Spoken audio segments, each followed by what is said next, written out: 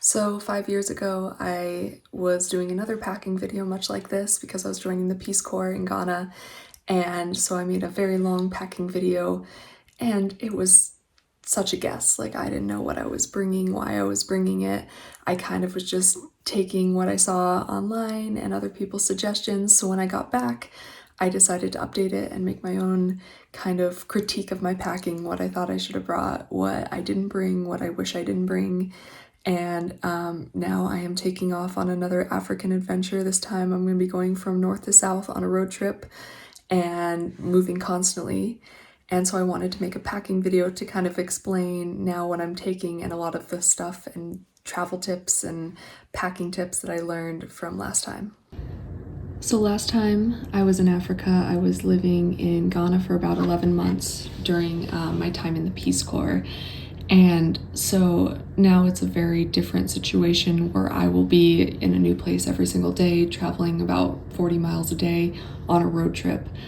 And, back in the Peace Corps, I had a home base. So this time I'm packing about half of what I packed last time, trying to be as light as possible, but still bringing all the supplies I need. And also taking what I learned from my time in the Peace Corps and applying it now to this new packing list. And I think it's much improved because there was a lot of stuff I would have changed back then. Something to keep in mind is all of the clothing has to be hand washed, usually, and that's very rough on the clothing, so bring stuff that's very durable. So first off, I'm bringing a bunch of different types of clothing, but I'm trying to keep it as minimalist and versatile as possible. I'm bringing a couple tank tops, some athletic tops, some button downs, a sun hoodie. Everything's very lightweight with most sun protection I can get. I'm bringing some buffs, head coverings, scarves for the dust, for the sun, and for more religious areas. I am also bringing some skirts because as a woman, it's really nice to pee discreetly with skirts. I'm bringing my favorite trailhead pants from Koala Tree along with some other athletic pants, a couple of shorts. One thing to keep in mind is usually you can't wear anything above the knee without being labeled promiscuous. And so all my shorts go right about down to the knee, and then the more religious areas, I'm just gonna wear long pants. Just a reminder to waterproof all of your rain gear because every time you wash it with normal soap, it kind of loses some of its effectiveness. And so I did that here. I tried the Nick Wax wash-in. I also do the spray sometimes as well. I am bringing a warm puffy jacket, some rain gear, warm items. I'm bringing 2 pairs of tennis shoes, a pair of sandals, a pair of flip-flops, and boots that are waterproof and protect the ankle. I really like Ultra because they have the wide toe box and I have really wide feet. Just a travel tip, I vacuum seal a lot of my clothing to make them more compact.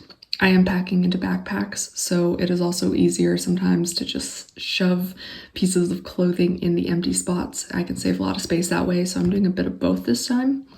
I'm just bringing some water supplies, some water filters, water cleaning tablets, bottle cleaning tablets, a water syringe, some money belts, especially that block RFID, so all of my documents are safe and I can wear them under my clothing, and some dummy wallets that I can plant with a little bit of money and hopefully people steal that instead.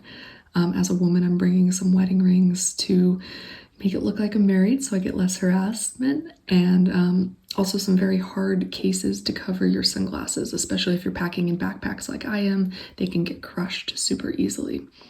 Other random stuff I'm bringing, some extra pens, Sharpies, multi-tool, TSA approved locks, and a deck of cards. Also, my biggest travel tip is a travel size pillow. Instead of those really bulky ones you put around your neck, you can half deflate a travel size pillow and it's about the same comfort level and it's super tiny. I'm also bringing a sleeping pad so I can crash anywhere and for extra comfort because we're taking a van, and a silk sleeping bag liner, which can be used to keep your sleeping bag clean, or your blankets. It's also great for a cover up when it's really warm out but you still want something over you. I'm bringing a ton of electronics. Basically, it's just a good idea to have multiple of everything because certain cables and cords can be hard to find. I'm bringing reusable batteries, extra headphones, I bought air tags for this trip so I can put one in every piece of luggage. I even saw someone tape one in their passport so it wouldn't get lost. So I'm gonna try those out this time and put them in anything valuable. I bought an extra MacBook cable because those are especially hard to find and super expensive. And then I have a bunch of outlets and surge protectors. The voltage is different than America, it's about double. And so it's good to have things that will convert the voltage. And then a bunch of outlet adapters for all the different types of outlets and plugs that they have in every different country. You can do a quick Google search and find out what each one uses. Anything that is Apple will automatically convert voltage for you. So I like to use these Apple squares and other squares that will convert voltage. Because if not, it will fry your electronics pretty quickly. It gets very dusty and dirty, so I always bring extra screen protectors and laptop cases and keyboard protectors. Everything should have a case on it to keep it lasting longer. I get migraines very easily from dehydration, so I brought about 10 pounds of liquid IV. You can make your own oral rehydration salts, but I decided to start with something that I know works for me. And then this is kind of a novelty item, but I brought a sleeping bag for extra warmth and comfort, and I thought I could use it kind of as a padding if the bed's uncomfortable. It looks really big, but it packs down a lot smaller, and it can get even smaller than this. I brought extra of every toiletry that I thought I needed, my full first aid kit, tourniquet, splint. It's kind of whatever you think you'll need. They do have a lot of supplies over there, but if there's any brands or medications that you know you'll need for sure, bring a good supply of them. I also love salt tablets. And then I brought some just light workout gear so I can keep in shape and do some little home van workouts. And as a woman, it's really hard to find pads and tampons, so bring what you think you'll need over there. I packed really light. And just some laundry detergent to make my life easier. Some non-scratch goggles, belt, and some gaiters. So when I'm in the bush or any hard terrain, I can slap those on for extra protection. I brought a 70-liter backpack that I'm putting everything in for my checked bag and a 40-liter backpack for my carry-on bag. I'm also bringing a personal item, which is another 20-liter backpack with my laptop, electronics, everything I want to keep by my side. Thanks for watching. I'm still just trying to figure this all out and adjust every packing list to the adventure. And so we'll see how it all turns out. If you have any suggestions or questions, please drop them below.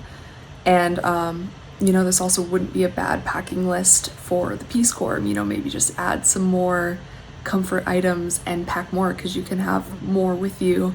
Add a yoga mat or anything else that you just really want during your time there because the Peace Corps is a very long time.